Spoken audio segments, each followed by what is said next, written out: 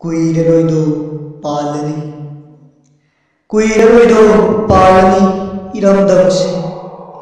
tapna haurakle khudingmat lanwai chansilakle mitop miyancha mayamna lausing kaya puthokduna hiram kaya lamjingiye panglabak iraicha prajasingu launam namthak tawduna tapna ikhoise makhut khubam khidore parna che chao prajasa mikap thong kidauge imagi phiji chingtho kidore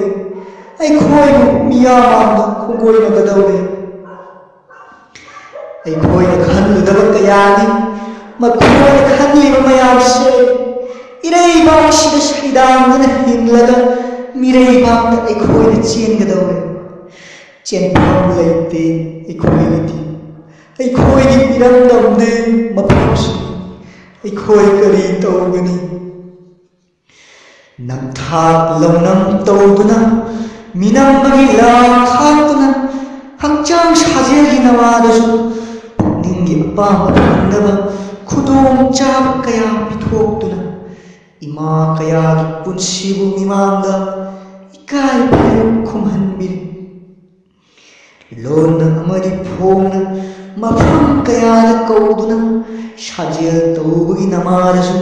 nupi kaya gi punsibu shanna potkum sijinnabe leipak praja miyam